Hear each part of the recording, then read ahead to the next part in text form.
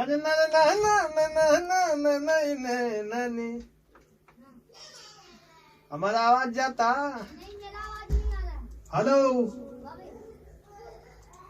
अब बोला। आ गया।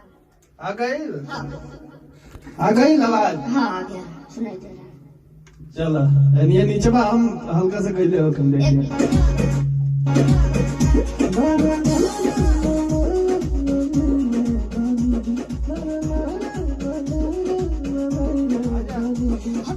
अच्छा आते हैं। एक बार सुनाई का आटम में। मेरा लाइन सुनाइए ना मेरा लाइन। ओके लड़का क्या लड़का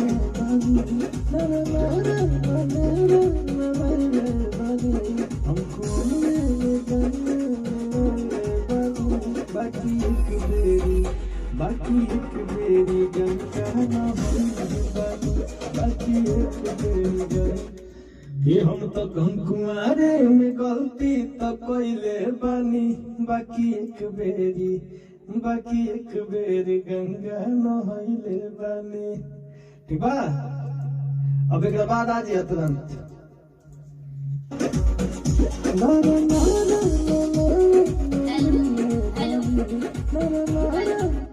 डिले होना चाहिए का बाद में आवाज आ रहा है साउंड मेरा। और डिले होना चाहिए का नहीं डिले कम कीजिए ज्यादा लग रहा है। अच्छा हाँ हेलो ठीक बा आइए। चला आवा 1 2 3 हमको वहादे में गलती तो कोइले बानी हम। अच्छा सॉरी एक के बाद बा 2 बार नहीं। एक के बाद बा एक बार बाबू। ठीक है अभी ओके।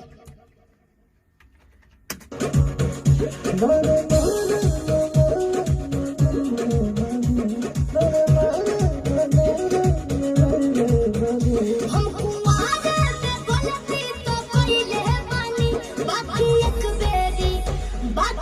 बेरी गंगा नहैले बानी। अरे दिया ठीक था। ये अभ्यास हम गुआरे में गलती तो कोइले बनी बाकी एक बेरी गंगा नहैले बनी। गंगा बेरी बोलिया एक बेरी ओके आइए। बाकी एक बेरी गंगा नहैले बनी। ठीक है और अपना ओरिजिनल फिल्म में गाओ ठीक ना। ओके ठीक है।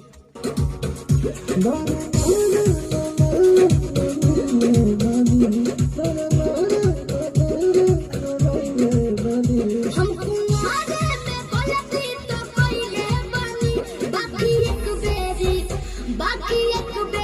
गंगा नहैले बानी बाकी एक बेरी गंगा नहैले बानी।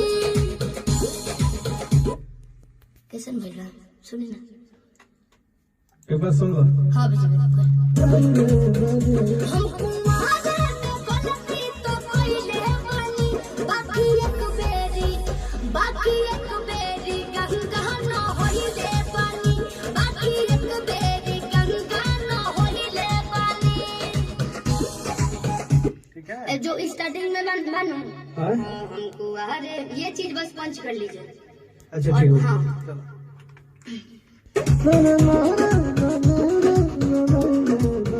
हमको आगे में गलती तो कोइले बानी बाकी एक बेरी हो गया। सुन ला ओके सुन ला